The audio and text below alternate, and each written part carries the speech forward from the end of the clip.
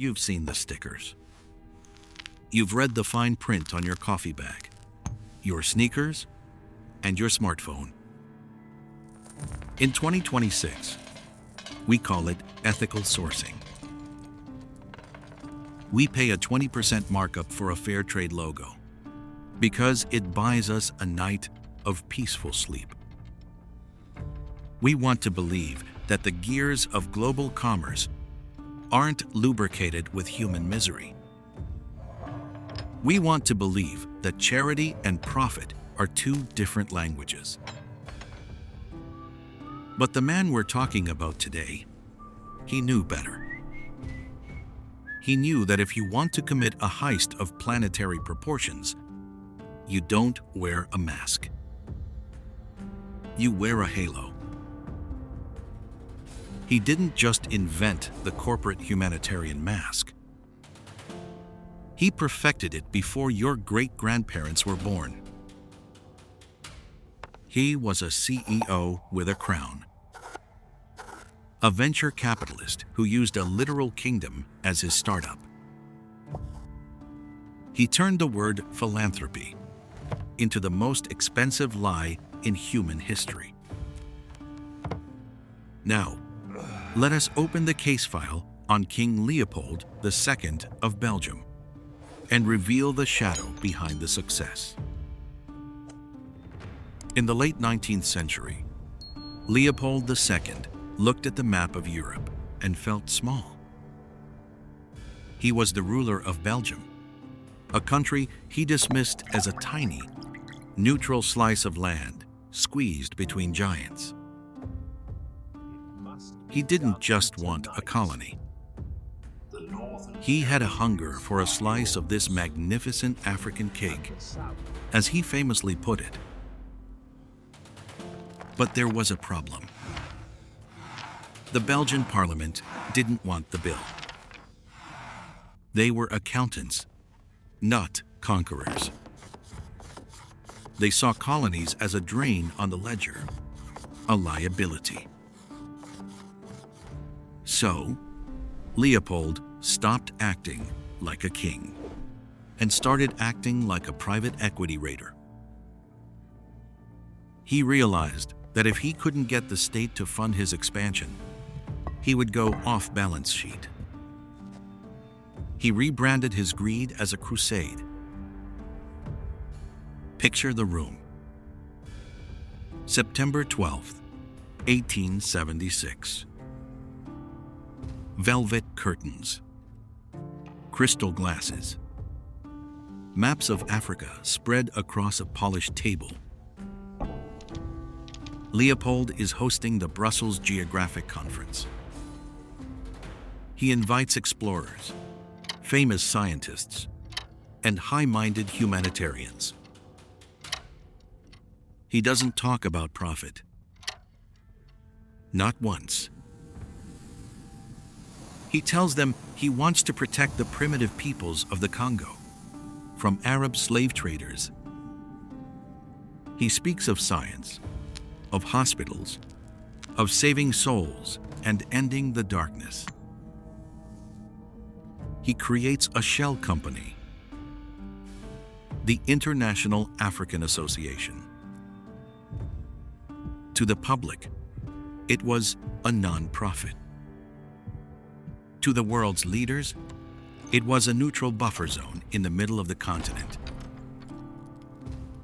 But behind the closed doors of his palace at Laeken, the association had only one shareholder: Leopold himself.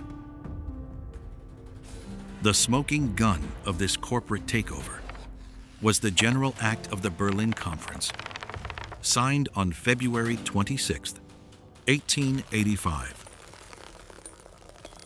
This wasn't a treaty of war. It was the ultimate, unregulated seed funding round.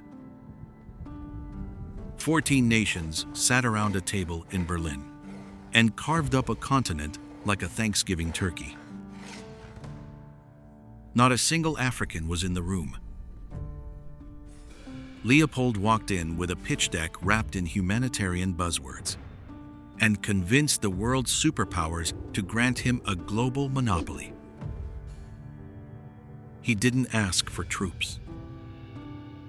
He asked for total regulatory immunity, and they gave it to him. Through a masterclass in lobbying and bribery, Leopold convinced the powers of Europe to recognize his private holdings as a sovereign state. They called it the Congo Free State. Free. It's a word that usually implies liberty. In Leopold's ledger, it meant something else entirely. It meant the land was free from taxes, free from oversight, and free for him to exploit, without a single Belgian politician looking over his shoulder. Leopold didn't just own a company that operated in the Congo. He owned the Congo. All 2.3 million square kilometers of it, an area 76 times the size of Belgium. Imagine owning the entire landmass of the United States east of the Mississippi, not as a government official, but as your personal backyard. He had the land. He had the international charity status. Now, he just needed a way to make it pay. And in the 1890s, the world gave him exactly what he needed. The pneumatic tire. Suddenly, the industrial world was starving for rubber. The hunger was about to turn into a massacre.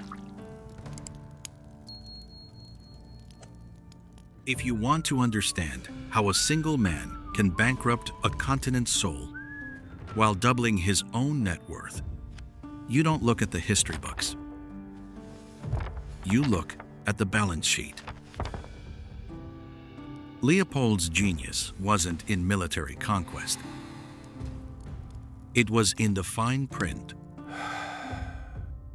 On July 1st, 1885, he issued a decree that should be studied in every MBA program as the ultimate masterclass in predatory acquisition. He declared all vacant land in the Congo to be the property of the state. In a region where land was held communally and defined by use rather than fences, vacant was a legal fiction that allowed him to seize 900,000 square miles with the stroke of a pen. He didn't just steal the dirt. He systematically asset stripped a continent. Every elephant tusk, every piece of timber, and every vine of wild rubber now belonged to him. But a resource is only an asset if you can get it to market. By 1889, Leopold's startup was failing. The Congo was a massive, illiquid asset, and he was staring down personal bankruptcy. But then came a black swan market event that changed the global economy overnight. In 1888, an Irish veterinarian named John Boyd Dunlop patented the pneumatic tire. Suddenly, the world wasn't just walking. It was rolling. Bicycles were the craze in London and Paris. The first horseless carriages were rattling through Detroit. They all needed one thing: rubber. At peak extraction, rubber prices had risen over 300% in European markets. And while South American rubber trees took years to mature, the Congo was draped in wild rubber vines. It was black gold, and it was already there, waiting to be bled. Leopold suddenly owned a monopoly on the exact commodity the Industrial Revolution was starving for. But he had a logistics problem. You can't use heavy machinery to harvest vines in a rainforest. You need hands. Thousands of them. And he didn't want to pay for them. So, he designed the red rubber machine. It was a 3-step mechanism designed to squeeze profit out of human flesh. Step 1. The capture of the hostage. The process didn't start with work. It started with terror. Leopold's private army, the force publique, would march into a village and seize the women and children. They were the collateral. To get their families back, the men were forced into the jungle to meet a rubber quota. A single village quota could reach 15 kilograms of rubber per man per week. Miss it, and the penalty wasn't a fine. It was a family member. Step 2. The invisible tax. Leopold didn't call this slavery. That would have violated his charity charter. He called it a tax in kind. He argued that since he provided protection and civilization, the natives owed him labor. It's the same logic a loan shark uses when he adds service fees to a debt you never asked for. You aren't being robbed. You're just settling your account. Step 3. The audit of blood. This is the part of the story most documentaries get wrong. They call it cruelty. They call it chaos. It wasn't. It was accounting. The force publique was an army of mercenaries, and Leopold was a cheap boss. He didn't want his soldiers wasting expensive ammunition on hunting or mutiny. Every bullet had to be accounted for. Because in Leopold's system, a bullet without a body was a financial discrepancy. To prove that a bullet had been used to punish a rebellious worker and not wasted, the soldiers were required to provide a receipt. That receipt was a severed human hand. The bookkeeping was clinical. If a village fell short of its quota, the soldiers brought back baskets of hands to justify the ammunition they had spent. There are records of hand smoking, soldiers sitting around fires, curing severed limbs so they wouldn't rot, before they could be presented to their superior officers. This wasn't senseless violence. It was an accounting requirement. It was a macabre audit trail. Let's talk scale. In 1890, the Congo exported about 100 tons of rubber.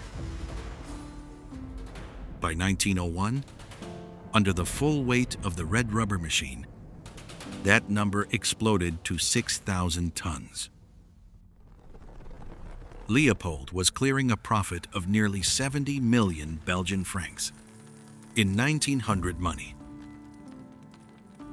To give you a sense of that weight, it was enough gold to build the most opulent palaces in Europe, including the massive Cinquantenaire in Brussels, which the locals still call the Park of the Severed Hands.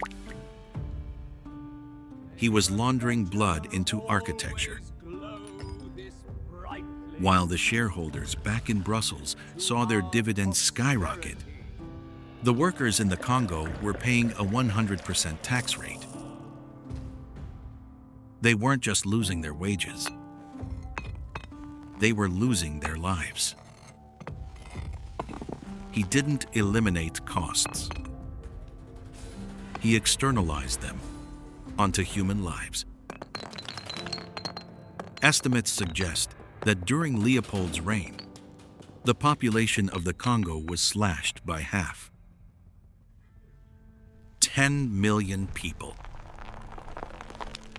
Imagine the entire population of New York City wiped off the map, not by a war or a plague, but by a corporate efficiency drive. Leopold II didn't see people.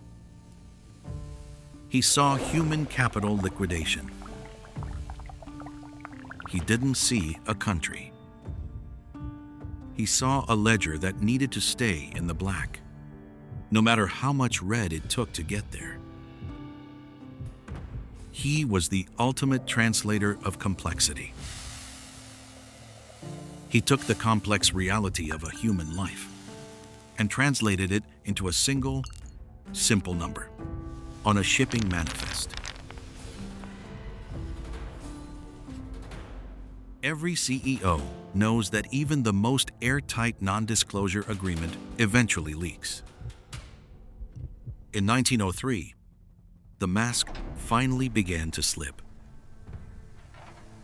It didn't start with a revolution. It started with a clerk. E.D. Morel, a shipping official in Liverpool, noticed a discrepancy in the ledgers. He saw ships arriving from the Congo heavy with rubber and ivory. Wealth beyond measure. But when those same ships headed back, they weren't carrying textiles, tools, or currency. They were carrying soldiers, shackles, and crates of ammunition. Morel realized the free trade Leopold had promised was a phantom supply chain. There was no market. There was only a military extraction economy. The world's first modern human rights movement ignited. The Casement Report of 1904, a forensic audit of the atrocities, stripped Leopold of his philanthropic cover. By 1908, the international pressure was too great even for a king to ignore. But Leopold, ever the venture capitalist, wasn't going to just give his company away. He orchestrated one final, cynical exit strategy. He forced the Belgian government, the very people who had initially refused the colony, to buy it from him. He didn't just hand over the keys. He sent them a bill. He made the Belgian state assume the Congo's massive debts and pay him a gift of 50 million francs as a token of gratitude for his sacrifices. He sold the crime scene to the witnesses and walked away a billionaire. But before the official handover in August 1908, Leopold did something that should haunt every historian. If you walked through the streets of Brussels, you would have seen black ash raining down on the cobblestones. For 8 straight days, the furnaces beneath the royal palace roared. Leopold wasn't just burning paper. He was executing the greatest data wipe in financial history. He was incinerating the audit trail. The ledgers, the decrees, and the names of the dead. "I will give them my Congo," he reportedly said, "but they have no right to know what I did there." He thought he could delete the data. He was wrong. You see, the red rubber era didn't end. It just pivoted.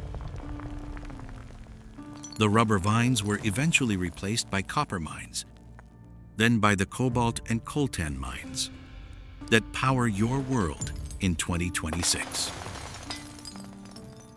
The soil of the Congo is still the world's most profitable black box.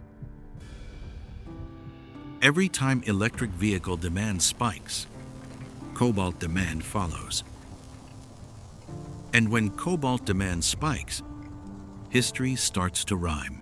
What use are ethics when That power ethical is exchange-traded fund in your retirement account? The ledger must be balanced. There's a non-zero chance it holds companies sourcing from the exact same region, just with better branding. Today, we look at our screens and see zero-emission labels and green energy promises. We trust the digital ledger to tell us our hands are clean. But Leopold's ghost is still in the machine. He taught the world that as long as the humanitarian branding is loud enough, no one will check the cargo hold. He proved that if you make the supply chain complex enough, you can hide a massacre in the margins. Leopold II died in his bed, one of the wealthiest men in history, never having faced a day in court. He won the game. But history is a persistent auditor. We have to ask ourselves, if the king who burned the evidence could see our global economy today, would he even recognize it as a different system? Or would he just see his own blueprint, scaled up for a digital age? At what point does an efficient supply chain become indistinguishable from exploitation? Where's the line, and who actually enforces it? Look at your fair trade coffee. Look at the environmental, social, and governance rating on your mutual fund. Did Leopold II die in 1909? Or did he just invent the blueprint for modern corporate social responsibility? Are today's green tech supply chains just the red rubber machine with a better public relations department? Are you a customer? Or are you just the latest shareholder in a legacy of silence? Because in the ledger of history, every debt must eventually be paid.